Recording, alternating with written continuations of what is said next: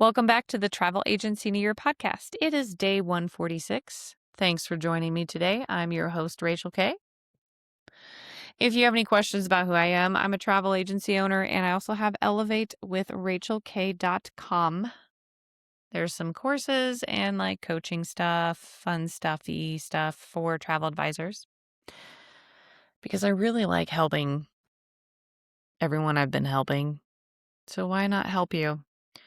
Also, I have this pen from the Excellence Coral Playa Mujeres that I've been writing with, and I'm such a ding dong. I was like, it's erasable ink. I forget that everyone uses tablets and it's just like the stylus thing. Anyway, that's fine.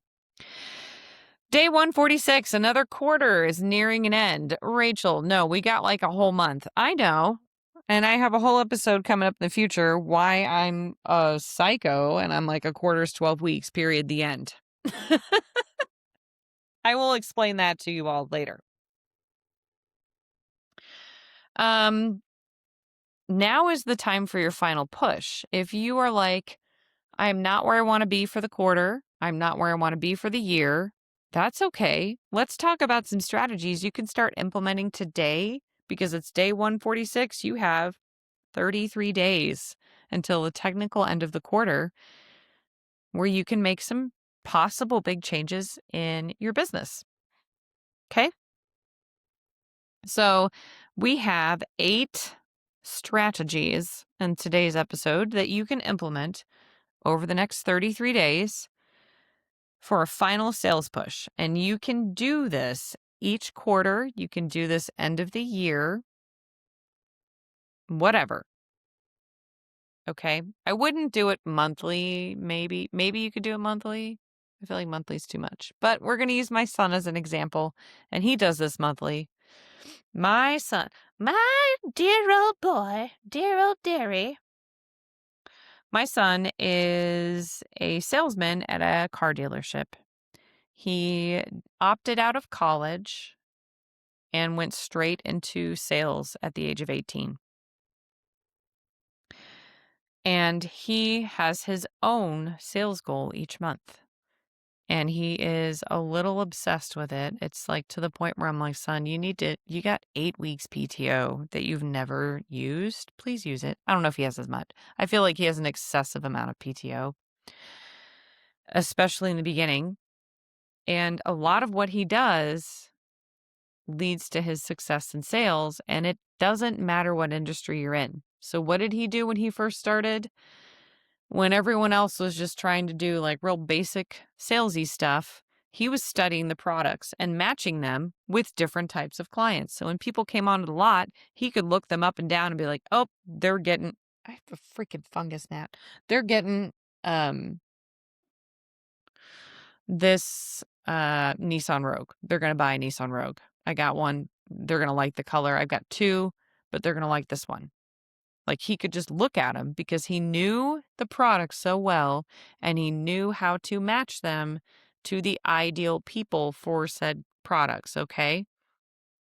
Remember, I'm the CEO of McDonald's. Everything is a product. But he did all of this and then he set a sales goal and he sets it far too high in my opinion because he's like, I want to break records. But then he realized he had to max out at 22 cars a month. So his sales goal every single month, regardless of whether it's a slow season or a busy season, 22 cars. 22 cars got to be out. 22 cars got to be out. That's his goal. And that is the maximum commission he would earn. Okay. And he does this. He does all of these strategies every single month.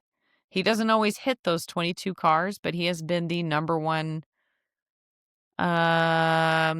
let's see, since COVID, since 2021, he's been number one, either both new and used or on the used side because he works at the used side of it since 2021. So 5 years running, he's 26 years old. So since he was 21 years old, he started at 18. And he makes a very, very good living with 0 student loan debt. I'm like, kudos to you, man. Now we just need to curb his spending. And he's golden. But, and this isn't trying to brag, like, I want you to see, like, he did this at 18. You can do this at any age. You just have to do it. And like I said, he's a little obsessed about it to the point where it's like, take a day off, it's fine. And he is getting better at that. But he was like very, very driven for a long time. Okay, so step number 1, you need to identify and prioritize any leads or like maybe they've signed the client agreement, maybe you've sent them proposals and they haven't quite closed things. Prioritize them because those are high, high engagement. Don't prioritize somebody that downloaded a lead magnet and then email them and be like, hey, you want to do a consultation? Like, no. People who have already like said, I want to work with you, or they've already been shown proposals, like close that shit. Do not let stuff sit around for months and months at a time. When you do that, first of all, you're showing that client this is not that important. This is not that urgent, right? You have plenty of time. And we're going to wait until the last minute so I get super anxious. Like, why would you do that to yourself? Close it. Okay? Tell them it's no longer available if they try to dick around with you for several months. Sorry, it's sold out. Well, I found it on my own. Oh, okay. Well, I can't get that inventory. Bye. Stop wasting my time. But prioritize the ones that were very, very high engagement and follow up again. These are the ones that were like closest in your pipeline to depositing. This could get you a few more bookings towards the end of this quarter to get you closer to your goal. Okay, you can check for or create limited time offers. Everybody falls for the FOMO trap, unfortunately. This also shortens your sales cycle. And this is why suppliers have these flash sales and all the resort brands have these sales. And if you look at the timing of these sales, if you've been in the industry long enough, they always have an end of summer sale in September. That's because the new quarter starts in October, ding dongs. They're trying to push their sales. You're not ding dongs, but the Black Friday sale, that's the end of year push.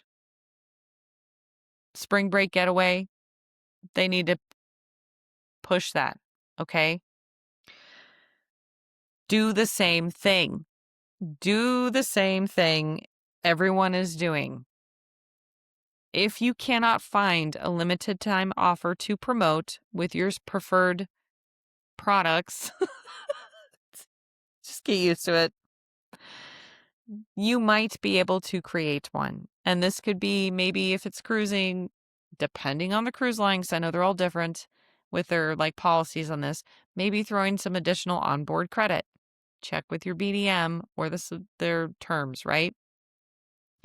Maybe with a resort, you could just offer to pay for the transfers and reduce it by a few $100s or something like that. Create your own limited time offer. They have to book only these properties, limited availability. They have to deposit by X date in order to get this. That's a really good way to get some FOMO-y last minute sales. And your repeat clients or your general audience that like even if they just book one trip and kind of sit on the sidelines, they're going to learn about your sales cycle like this too, like this phase. And they'll be like, I remember this sale happening last year. It must be coming up again. There's going to be another good sale. I'm going to wait and book my trip then. So if you strategically structure these things towards the end of each quarter, like all suppliers already do, it really helps with your sales push. Personalization. You want to make sure when you are doing this marketing stuff that you are actually tailoring it to your ICA. And if you have multiple ICAs, different ICAs. Please don't use generic copy that you got from like a template or like a supplier. Like you can use this template for your social post to promote our flash sale. Please don't just use their copy. You can use their copy. And you also don't want to have the same copy in every single post when you're trying to promote something because that just gives off A, you're lazy, B, you don't care. You don't care who buys it. You're just like, well, whoever, I don't care. It's not tailored to anybody's specific pain points. It doesn't achieve any specific goal. So make sure any copy is curated. Offer to host webinars where you can interact one-on-one. Maybe send some thoughtful follow-up calls, text, or emails, however you communicate. Okay, fourth strategy. Ask for testimonials and use them to show that your leads are not taking a risk with you. That is the importance of social proof. Any social proof you get shows potential customers, well, this person was happy with him. That is also why it is now fully being banned that you can't pay for bots to leave 5-star reviews anymore. If you were in that camp, good luck. You can't offer incentives for people leaving 5-star reviews. And I think now on Google My Business, you can't even like get bad reviews removed or something. I read it maybe like a month ago. And I was like, oh, well, this is not going to be good for all those people who teach travel advisors to spy 5-star reviews. Like, who teaches that? Anyway. Number 5, diligent follow-ups with compelling reasons to deposit now. If you have anyone in the pipeline, when you are doing your follow-ups, like those high engaged people who kind of like fell off the face of the earth, you need to have a compelling reason why they need to deposit within the next week. Hey, I just checked inventory and they're down to these two, like this stateroom that I quoted you. There's only 2 left on the ship. And if you want this on the higher decks, we have got to deposit. I went ahead and put a 48-hour hold for you because I have all your information. And also, I need this deposit within the next day or so. Otherwise, this trip is falling apart. And that's going to get them to respond too. You can also do like the old social media collabs. If you do have any networking relationships established, you could do that to kind of like push yourself out there a little bit more. And that's number 6. I just wrote down collabs. Max out your social media engagement. Make sure your content strategy, and if you haven't done this quarter, that's this first quarter, that's fine, or this quarter, that's fine. And if you are struggling to meet your goals, definitely put this towards the end of the month or the end of the quarter. Engaging content, again, the curated copy, and also engage yourself everywhere you can. Show up as much as you can. Tip number 8, anything that you already have booked, this would be a good time to review their itineraries if you have the time. And just be like, instead of just your regular automated workflows for upselling or cross-selling, you could reach out to them individually and just be like, hey, you know what? I was checking in your room category. I can actually get you upgraded to this master suite for like an extra $200.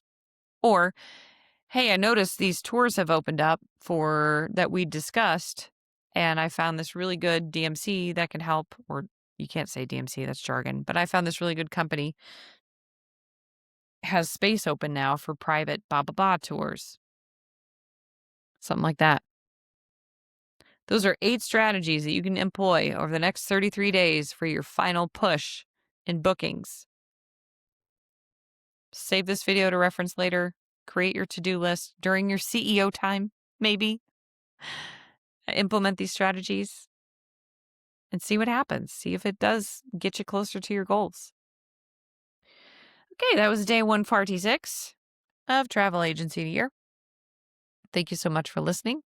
Save this for later, and I will see you tomorrow. Have a good day.